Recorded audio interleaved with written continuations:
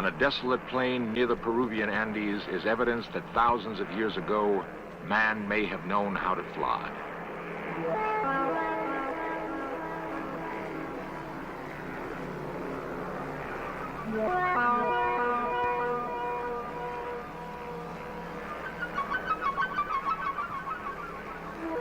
Huge drawings are etched in the ground. They make sense only when viewed from a great height. Miles of what look like modern runways score the desert. If they were, what manner of craft landed here? Who were the pilots? We are conditioned to think that flight is the province of modern man. Perhaps we are latecomers to the sky. To this day, the lines at Nazca have not been fully explained. How were they used? And by whom?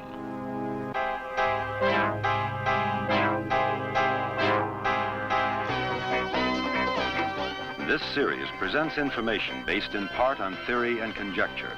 The producer's purpose is to suggest some possible explanations, but not necessarily the only ones, to the mysteries we will examine.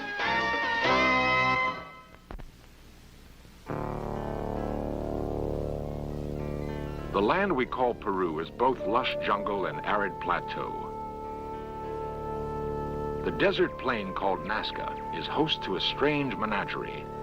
A 9-fingered monkey, a huge, ungainly spider, giant birds and mammoth lizards. They are cut into the dry earth, visible only from the sky. Often, as we pursue our studies of ancient civilizations, we're tantalized by discoveries that don't seem to fit our comfortable notions about the past. Some of these discoveries suggest that early man knew a great deal more about flight than we once thought possible.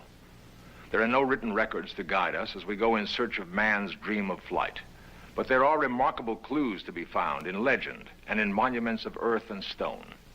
Clues that suggest our remote ancestors were not strangers to the sky, that they may even have had help in realizing their dream.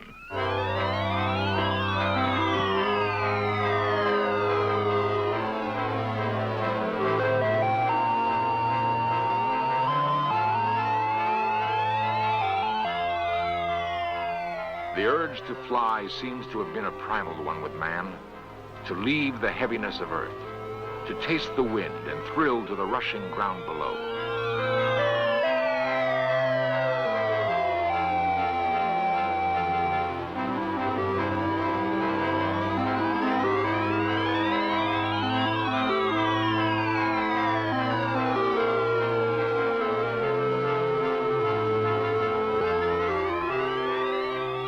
Every ancient culture known to us has legends of men who flew. For thousands of years, it has been thought that the tragic tale of Daedalus and his son Icarus was but a myth. How, it seemed, could it have been otherwise, that with only wings a man could fly?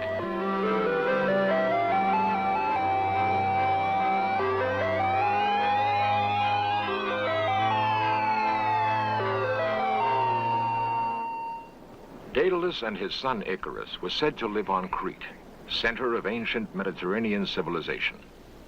The ruler of Crete, King Minos, ordered them trapped in the famous Minoan maze. Their only escape was on the wings that the brilliant Daedalus contrived to build. Daedalus warned Icarus not to fly too close to the sun, or his wings of wax would melt. Father and son soared high into the air, but Icarus was captured by the exhilaration of flight and recklessly reached for the sun.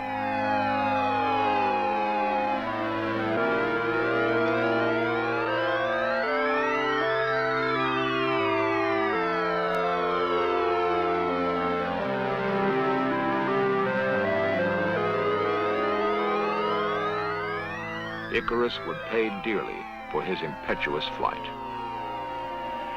His wings melted, and he plunged headlong into the Aegean Sea.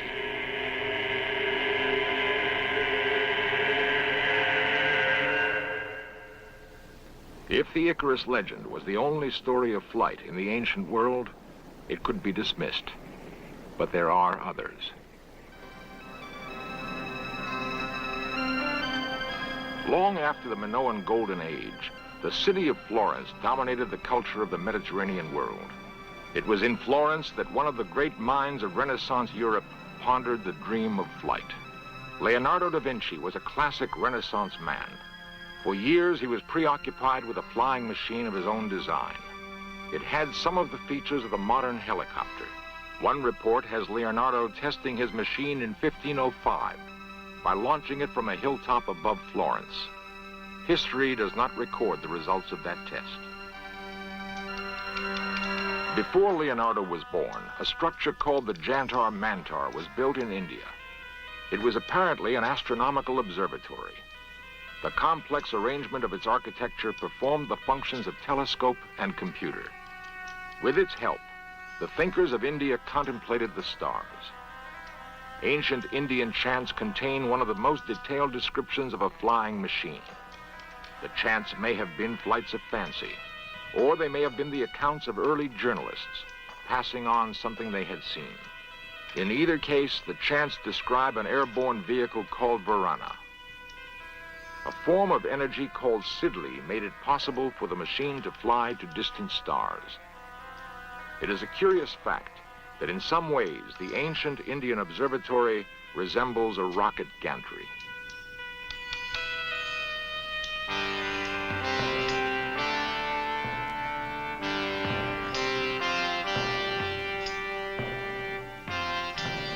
Throughout the ancient world, we see time and again an advanced knowledge of astronomy mingled with legends of flight. For the graves of Egypt are dominated by the presence of Osiris, the flying god who brought knowledge to the Nile basin.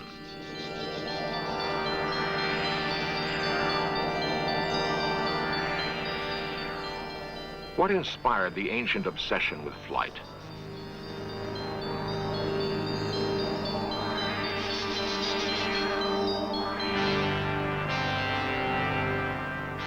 Why are the pyramids aligned in such a way as to be perfect landmarks for incoming aviators?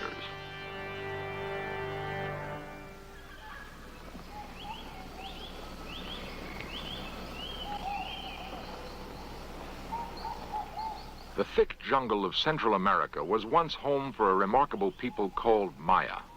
Archaeologists believe they flourished in this region for 15 centuries. Then, quite suddenly, the Mayans vanished.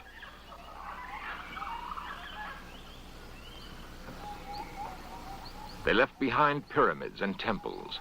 Their capital cities must have been lavish. Yet no roads connect these widely separated islands of civilization in the jungle.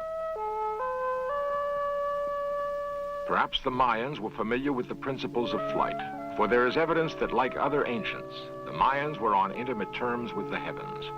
Certainly, their observatories made it possible for them to construct a calendar as accurate as any in use today. It makes us think that perhaps they, too, knew something of flight. It is 1911. Wilbur and Orville Wright are demonstrating their flying machine for the U.S. Army. Their solution to the problem of flight was to attach a wing shaped like a bird's to a primitive engine that burned oil.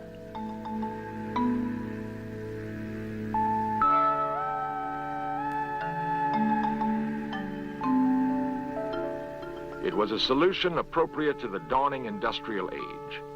But was it the only solution?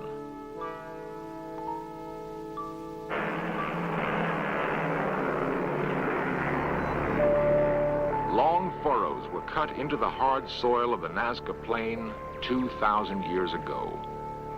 By whatever method the lines were created, they were meant to be seen from the sky. But by whom?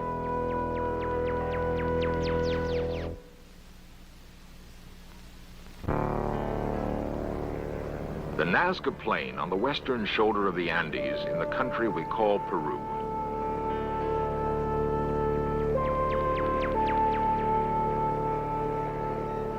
The huge designs found on the desert floor that can only make sense from the air have been duplicated in other parts of the world. The Mojave Desert near Barstow, California. Here, an ancient man stares upward. From the ground, it is impossible to tell exactly what shape the figure has taken. How then did a primitive Indian tribe make the drawing? I got the tether. Yeah, but that's not good. One possibility, one explanation for the method used, might have been the existence of ancient aviators. Get the whole end. Okay, lift up. Lift all the way up. A unique experiment was mounted to prove the point. Could men working on the ground be directed by someone hovering overhead? The site selected for the experiment was the Mojave Desert. Okay, that's good.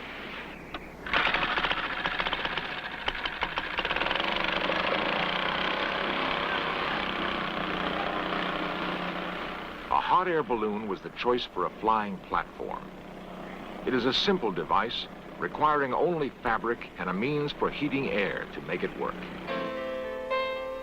In modern times, the first balloon flight took place in France. The year was 1783. The principles remained the same, the technology virtually unchanged.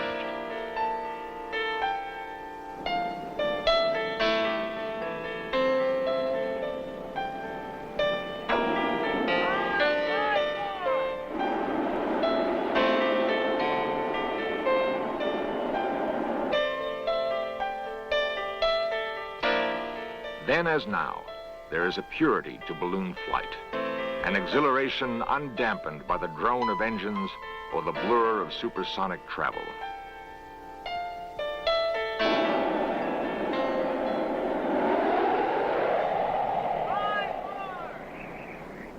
Direct me over it.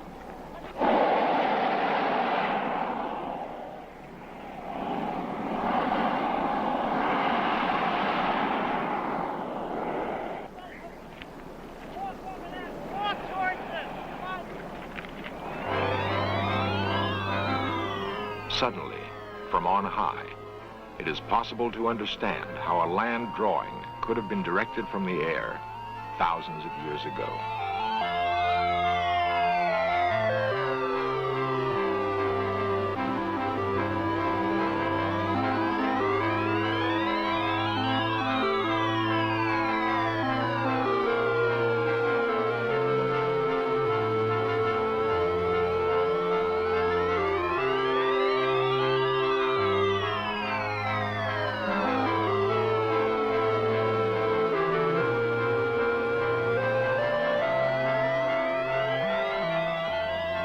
Got it, don't worry.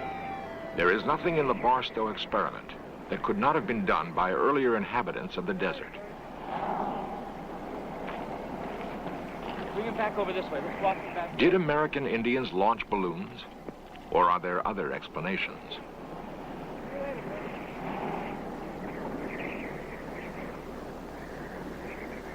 Dr. William Clulow, chief archaeologist at the University of California, Los Angeles, has spent many years studying the mythology of American Indians. One of the few important practitioners in a simple society like this is what we call the shaman. Many people would refer to it as the healer or the medicine man, but among the capacities of the shaman, we can number in many tribes the ability to take flights outside of his actual body. That is, he projects a part of his personality or his psyche outside of his body, goes beneath the earth, beneath the water, or into the heavens in order to secure some form of an intuitive statement about what is wrong in the society. And he performs healing and curing with the aid of the intuitions that he gets in these projected flights.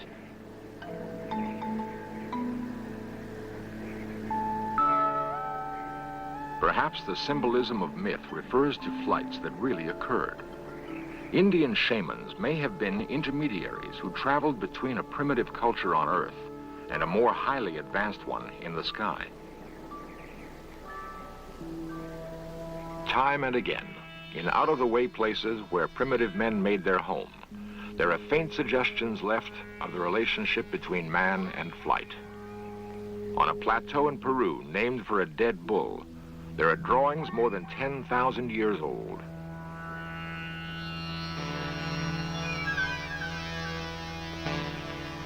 One interpretation placed on them is that they depict the ancients welcoming visitors from the sky. They might be dismissed if it were not for other signs in Peru. Finely engineered roads laid 1,000 years ago connected the mighty cities of the Inca Empire. But the Incas did not possess the wheel. Were these roads runways for another form of vehicle? An airborne vehicle? Is there a connection to flight in the circular ruin of Sacsayhuaman? The calendar ring of the Incas suggests an advanced knowledge of space and time, the kind of knowledge that might have led to ancient flight.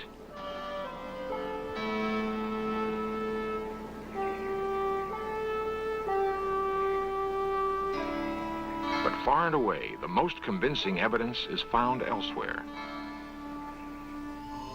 A fantastic collection housed in the National Museum of Aeronautics in Lima, Peru, suggests that this may be the case.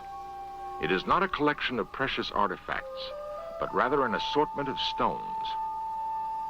The stones were discovered in 1963 in the tiny village of Ica that lies only 40 miles from the Nazca Plain. Bizarre drawings on the stones depict a curious breed of mechanical bird. On another is represented what could be a modern space shuttle. The stones are designed in the same style as Nazca ceramics. The message on the stones is evidently controversial. Representatives of the Peruvian government have been reluctant to discuss them.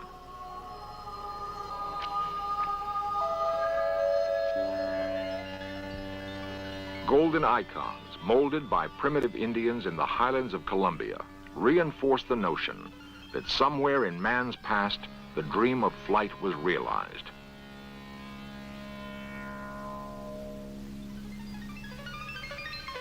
The relics look astonishingly like modern delta-wing fighter planes. Off the coast of Peru lies the Bay of Pisco. Inscribed on a hill is a 60-foot marker. It points inland on a direct line to the mysterious Nazca Plain.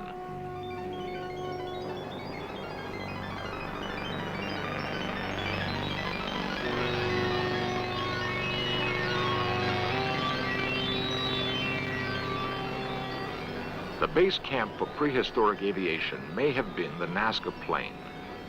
The patterns have been laid out with great precision. Why did the ancients construct the Nazca lines? Nobody really knows. The markings were first discovered in the 1920s by a pilot flying over the plain. Since then, many have attempted to solve the mystery, with no success. For the past 30 years, a German mathematician named Maria Reich has devoted her life to solving the riddle. After nearly half a lifetime of sleeping in an adobe hut and working under a blistering sun, Reich does not know what motivated the ancient Peruvians to execute this grand design. A 1968 study, financed in part by National Geographic, determined that some of the lines have astronomical alignments, but no more than could be expected by chance.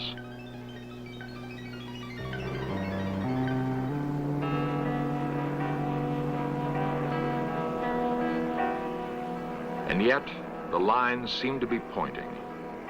Do they point the way to other outposts where ancient aviators once touched ground?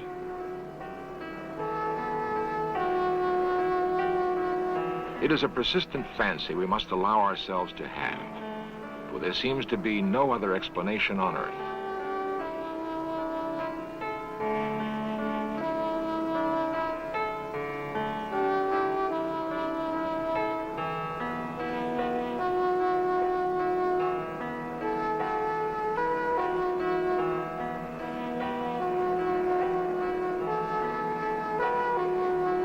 It is hard to shake the notion that here, on the plains of Nazca, there once flew ancient aviators.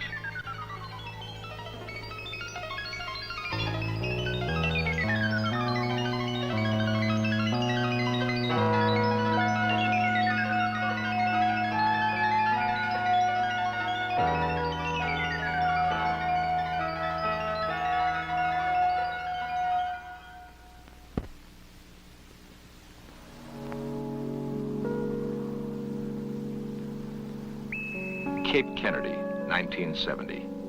The forlorn remains of a launch pad no longer in use. Will future generations examine the ruins of our technological civilization and wonder at the purpose of such structures?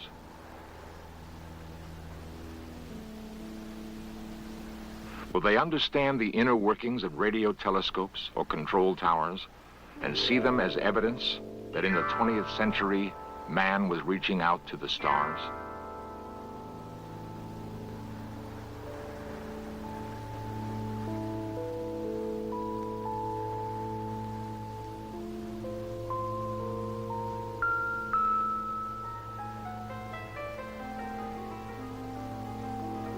There's evidence that man has lived on this planet at least 3 million years. Were the inhabitants of other worlds idle all that time? Or were they too reaching for the stars, perhaps realizing their dream long before we could even speak it? And could it be that what it has taken us so long to do was merely to copy something we saw in our remote past? The answer may await us in the stars, a reunion of pupil with teacher. It's not so wild a dream.